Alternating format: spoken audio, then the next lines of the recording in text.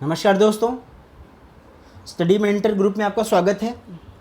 दोस्तों, आज हम कक्षा 7वीं के हमारा पर्यावरण से पाठ 8 को जा रहे हैं पढ़ने। इसको हम दो भागों में बांट करके पढ़ेंगे, प्रथम और द्वितीय, यानी खंड 1 और खंड 2। तो चलिए दोस्तों शुरू करते हैं। हमारे पाठ का जो नाम है वो है मानव पर्यावरण, अन्योन्य क्रिया, कटिबंधीय एवं उपोष्ण प्रदेश। दोस्तों, ध्यान में रखने की आवश्यकता यह है कि जो मानव का जो सबसे सर्वाधिक बसाव है उष्णकटिबंधीय एवं उपोष्ण प्रदेशों में ही है, शीत प्रदेशों में नहीं है, पोल्स के पास नहीं है, ध्रुवों के पास मानव नहीं बसते हैं। कुछ जनजातियां बसते हैं, जैसे गोल्डी ट्राइब हो गया या एक दो और है, ठीक है। तो लेकिन उनकी मात्रा बहुत ही ज़्यादा कम है। वह ध्रुवीय प्रदेशों में 1000 से भी कम उनकी जनसंख्या है। तो चलिए दोस्तों, आपके स्क्रीन के ऊपर एक बहुत ही अच्छी इमेज दिखाई दे रही होगी, ज़रा उसको ध्यान से देखिए। क्या लिखा हुआ यहाँ पे कि विश्व के विभिन्न भागों के निवासी। दोस्तों, विश्व में अलग अलग स्थानों पे अलग अलग लोग पाए जाते हैं, जिनकी नक्काशी रूपरेखा भी अलग अलग होती है एवं उनके पहनावे भी अलग अलग होते हैं। उदाहरण स्वरूप, यदि कोई व्यक्ति ध्रुवों के पास रहता है तो वो मोटे कपड़े पहनता है ताकि उसको ठंड न लगे, उसको जाड़ा न लगे। इसके अलावा यदि कोई व्यक्ति जो है और वो उष्णकटिबंधीय प्रदेशों में रहता है तो वो हल्के कपड़े पहनता है। इसके अलावा जलवायु के बारे में एक बात मैं आपको और बताऊं कि जलवायु ने मानव एंथ्रोपोलॉजी को भी प्रभावित किया, यानी हमारी जो नक्काशी है उसको भी प्रभावित किया है। प्रोफेसर गुहा ने मनुष्य को कई भागों में बांटा है, उसके रूपरेखा नक्काशी के आधार बना करके, उसके उत्पत्ति क्षेत्र को आधार बना करके। जैसे आपकी स्क्रीन के ऊपर ये दिखाई दे रहा होगा, ये काले लोग हैं, ये बच्चे छोटे से हैं, वो इन्हें नीग्रो बोलते हैं। इसके अलावा ये हैं, आप इनकी आंखों से देख सकते हैं कि ये मंगोलियन है, ये, हाँ ठीक है। इसके अलावा ये आपको यूरोपीय दिखाई दे रहे होंगे, जो रेड शर्ट में है। इसमें कुछ भारतीय भी होंगे, हो सकता है कि ये बच्ची जो है स्क्रीन के ऊपर वो भारतीय हो, नॉर्थ ईस्ट साइड के। तो हम इस आधार पे ये इंडियन हो सकते हैं, ये छोटा बच्चा यहाँ पे। हाँ, तो हमारी जलवायु ने, हमारे पर्यावरण ने हमें भी अन्य प्रकार से, अन्य प्रकार से प्रभावित किया है, हमारी रूपरेखा को, हमारी नक्काशी को लेकर के। इस आधार पे प्रोफेसर गुहा ने मनुष्य को कई भागों में बांटा है, जैसे कार्केशियस हो गया, मेडिटेरियन आर्यंस हो गए, हम लोग मेडिटेरियन आर्यंस के आसपास के हैं, और कार्केशियस हो गया, मंगोलाइट्स हो गए, मंगोलिया जिसकी उत्पत्ति है, मंगोलिया के लोग हैं, चाइना के लोग हैं, north Korea, south Korea, Japan के जो लोग हैं वो मंगोलियन हैं। जो गोरे लोग हैं कार्केशियस हैं, हम मेडिटेरियन आर्यंस हैं।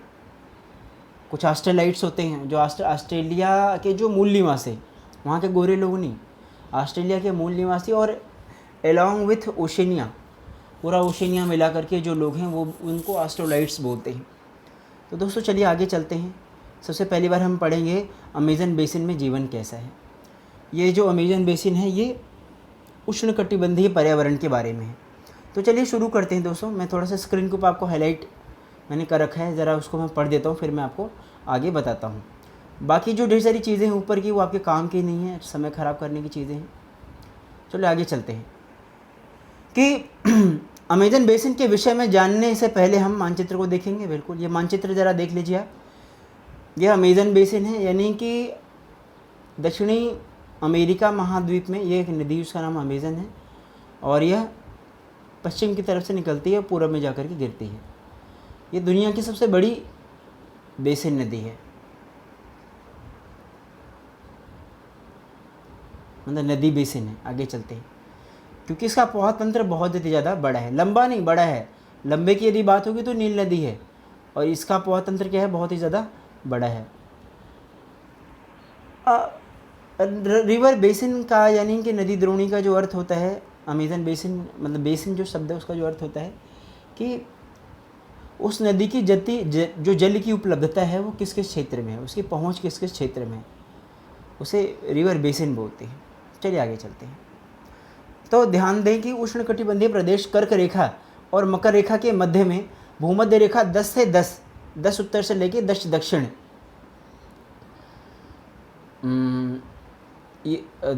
अच्छा एक चीज़ और, ये जो 10 उत्तर से लेकर के 10 दक्षिण है, ये देशांतर नहीं बल्कि अक्षांत है। इन्होंने किताब में ये बात डाली नहीं है, मैं आपको लेकिन बता देता हूँ। तो 10 उत्तर से लेकर 10 दक्षिण में है। एक सेकेंड, दक्षिण के मध्य में भाग में भूमध्य रेखीय प्रदेश कहते हैं। अमेजन नदी इसी प्रदेश से होकर के बहती है। ध्यान दें कि यह प्रदेश पर्वतों से निकल कर पूर्व में अंध महासागर में कैसे पहुंचती है। जिस स्थान पे कोई नदी किसी अन्य जल राशि से मिलती है उस नदी को मुहाना बोलते हैं। ठीक है, नदी बेसिन। अच्छा, मुहाने पे नदियाँ क्या करती हैं, डेल्टा बनाती हैं, ये मैं आपको बता दूँ। आगे चलते हैं मित्रों। नदी बेसिन ब्राज़ील के भाग में, पेरू और कुछ भागों में बोलीविया, इक्वेडोर, कोलंबिया तथा वेनेजुएला के छोटे भाग में अप्रभावित होती है। अब ज़रा देख लीजिए, स्क्रीन के ऊपर आपको दिखाई दे रहा होगा, ये है Venezuela, Colombia, Ecuador, Peru, Chile. तो दोस्तों आप एक बार ना मैप में इसको एक बार गो थ्रू कर लेना, एक बार देख लेना आप लोग, तो इसको आप और अच्छे से समझ पाएंगे। आगे चलते हैं।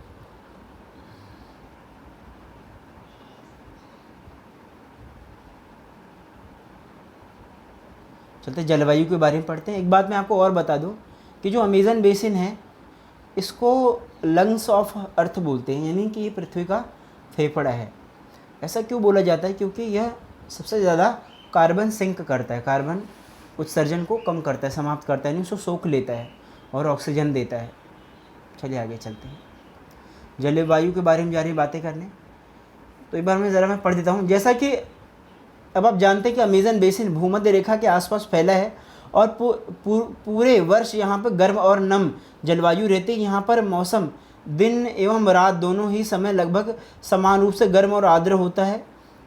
यह शरीर में चिपचिपा महसूस होता है। इस प्रदेश में लगभग प्रतिदिन वर्षा होती है और वह बिना किसी पूर्व चेतावनी के। दिन का तापमान उच्च एवं आर्द्रता अति उच्च होती है। रात के समय तापमान कम हो जाता है लेकिन आर्द्रता वैसे की वैसे ही बनी रहती है। मित्रों मैं आपको एक बात बताऊं कि जो अमेज़न बेसिन है यह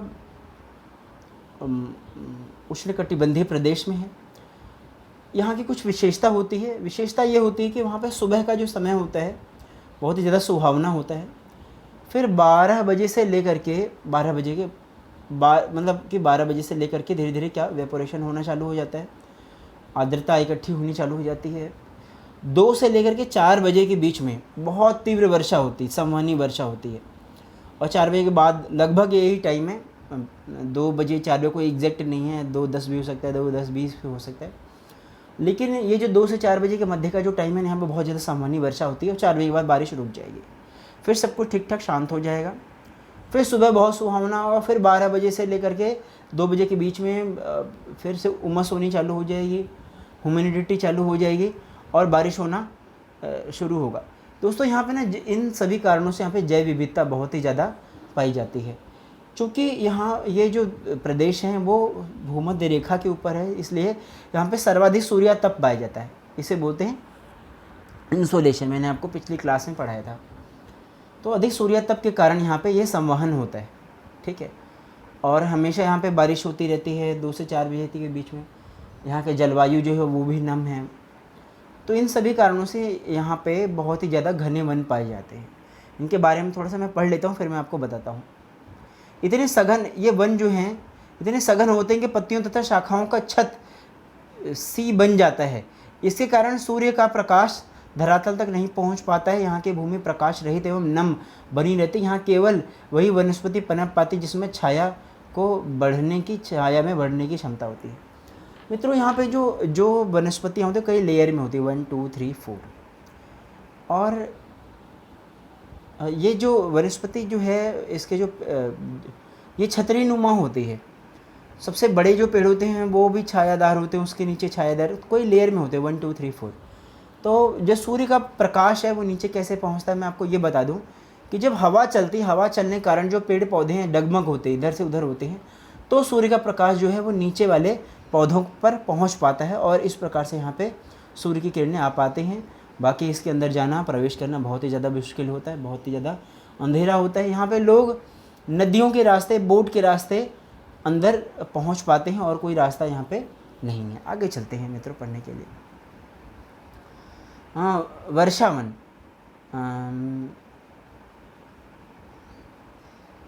मैं शॉर्ट में आपको बता देता हूँ कि यहाँ पे बहुत ही ज़्यादा वर्षा होती है। वर्षा कारण यहाँ की जो पत्तियाँ होती हैं बहुत ज़्यादा बड़ी बड़ी होती है, लताएँ बहुत ज़्यादा बड़ी बड़ी हाईब्रिड होती हैं।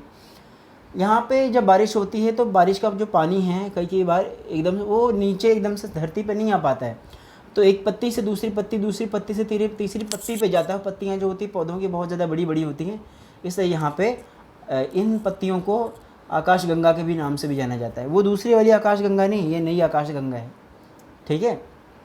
तो आगे चलते हैं मित्रों। अच्छा, यहाँ पे क्या क्या जीव जंतु पाए जाते हैं मैं पढ़ देता हूँ थोड़ा सा, कि बंदर है, स्लॉथ है, चींटी खाने वाले टैपीर हैं और सांप है, और ढेर सारे प्रकार के विसर्प है, मगर है, अजगर है, एनाकोंडा है, मछलियाँ हैं। इस प्रकारों की विविधता की दृष्टि से यह बेसिन असाधारण रूप से। दोस्तों यहाँ पे जो सबसे बड़ी बात जानने की है वो ये है कि यहाँ पे जैव विविधता बहुत ज़्यादा है। ये हॉटस्पॉट का सबसे बड़ा केंद्र है। हॉटस्पॉट क्या होता है मैं आपको एक बता दूँ कि एक पर्टिकुलर क्लाइमेटिक रीजन में जब एक ही स्थान पे कई प्रकार की प्रजातियाँ पाई जाती है तो उसे हॉटस्पॉट बोलते हैं। तो अमेज़न बेसिन जो है दुनिया का सबसे बड़ा हॉटस्पॉट है। भारत में भी कई हॉटस्पॉट है, उसमें एक वेस्टर्न घाट है और हिमालय है। पूर्वी हिमालय, पश्चिमी हिमालय और वेस्टर्न घाट, ये भारत की स्थिति है। और वैसे अमेज़न बेसिन जो है वो सबसे बड़ा हॉटस्पॉट है। चलिए दोस्तों आगे चलते हैं हम लोग। वर्षावन के निवासी। अच्छा, यहाँ के लोग कैसे रहते हैं मैं आपको ये बात और बता दूँ, यहाँ के लोग कैसे निवास रहते हैं। तो अलग अलग नाम हैं, उसमें से एक जो बहुत फेमस नाम है उसे बोलते हैं हेड हंटर, दूसरे को बोलते हैं पिग्मी। पिग्मी जो लोग हैं वो पपुआ न्यू गियाना एक देश है वहाँ पे रहते हैं। अच्छा, ये वर्षावन की मैं बात बता रहा हूँ, मैं आपको अमेज़न बेसिन की बात नहीं बता रहा हूँ। चूँकि ये इक्वेटर के ऊपर बसे हुए हैं, ये उष्णकटिबंधीय प्रदेश में बसे हुए हैं, इसलिए मैं आपको ये बात बता रहा हूँ। अच्छा चलिए, सबसे पहले बार अमेज़न बेसिन की बात करते हैं। अमेज़न बेसिन के जो लोग हैं उन्हें मसाई बोलते हैं। मसाई एक जनजाति है, और पहले ये जनजाति थी, अभी ये लोग मुस्लिम में आते हैं।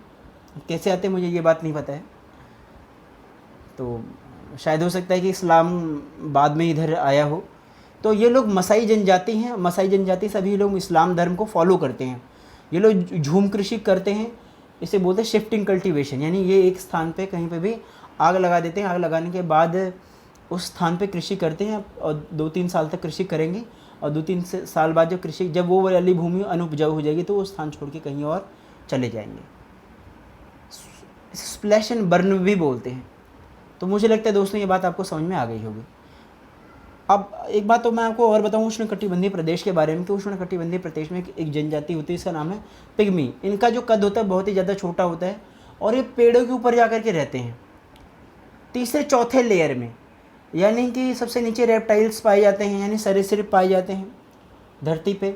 उसके ऊपर थोड़े से बड़े जीव जंतु पाए जाते हैं, बंदर या लोमड़ी पाई जाती है, मतलब लोमड़ी नीचे पाई जाती है, बंदर ऊपर पाए जाते हैं, बंदर पेड़ों पाए जाते हैं, और पेड़ों पे बंदर पाए जाते हैं, और पेड़ों बंदर से भी ऊपर जो लोग पाए जाते हैं दैट इज़ पिग्मी।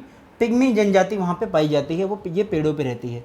दूसरी एक और जनजाति जिसका नाम है हेड हंटर, ये लोग भी पेड़ों पे ही निवास करते हैं। ये लोग नीचे बहुत ही ज़्यादा कम आते हैं। ये लोग अपने शरीर में कभी कभार के नीचे आते हैं, मिट्टी लेकर के जाते हैं, इसके लेप को वो अपने पूरे शरीर में लगाते हैं, क्योंकि यहाँ पे एक मक्खी पाई जाती है, उसे सीसी बोलते हैं, सीसी। कई लोग उसे टीसी बोलते हैं, इसका प्रोनाउंसिएशन है सीसी है। और ये बहुत ही ज़्यादा विषैली होती है, इसमें विष इतना ज़्यादा होता है कि सांप के बराबर, अगर ये किसी को काट ले, डंक मार दे तो व्यक्ति तुरंत मर जाता है। इसलिए जो ये जनजातियाँ हैं नीचे नहीं आते हैं, यहाँ पे बड़े विषैले प्रकार के जीव जंतु पाए जाते हैं। इसलिए ये जो ट्राइब्स है अपने शरीर के ऊपर पूरा मिट्टी का लेप लगा के रखते हैं, ताकि इनका असर जो है इनके शरीर को कम से कम हो। ये पेड़ के ऊपर ही रहते हैं, पेड़ के ऊपर ही शिकार करते हैं, ठीक है। ये शिकार करने के लिए ब्लो पाइप का यूज़ करते हैं। ब्लो पाइप एक छोटी सी पेन नुमा, आप स्क्रीन को ये पेन देख रहे होंगे, पेन नुमा एक ब्लो पाइप होती है, और इसको ये ऐसे मुंह में डालते हैं और एकदम से फूंक मारते हैं, इसमें से एक तेल निकलता है और जाके पक्षी को लग जाता है। चलिए आगे चलते हैं। वर्षावन के निवासियों के बारे में आपको बता दिया, मैं थोड़ा सा पढ़ देता हूँ। वर्षावन अत्यधिक मात्रा में घरों के लिए लकड़ी प्रदान करते हैं। या कुछ परिवार मधुमक्खी के छत्ते के आधा आकार वाले छप्पर के घरों में रहते हैं, जबकि कुछ लोग मलोका कहे जाने वाले बड़े अपार्टमेंट जैसे घरों में रहते हैं, जिसकी छत तीव्र और ढलान वाला होता है। बिल्कुल दोस्तों, मैंने आपको एक बात और बताई थी कि ये लोग पेड़ों के ऊपर भी रहते हैं। पेड़ों के ऊपर लेकिन कौन रहते हैं? पेड़ के ऊपर रहते हैं पपुआ न्यू गियाना के लोग, वो लोग जो इक्वेटर के ऊपर बसे हुए हैं, उष्णकटिबंधीय प्रदेश में आते हैं। चूँकि आपके टॉपिक में मैंने इसलिए आपको बताया है। आइए आगे चलते हैं। स्क्रीन के ऊपर आपके दिखाई दे रहा होगा कि लोगों ने किस प्रकार से वनों का क्रमशः विनाश किया है।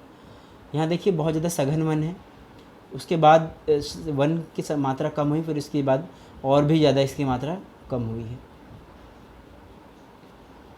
चलिए आगे चलते हैं। चलिए दोस्तों, तो एक बात मैं आपको बताऊं कि एक बार जरा ये बॉक्स वाला मैं आपको पढ़ देता हूँ। कार्बन दहन की पद्धति।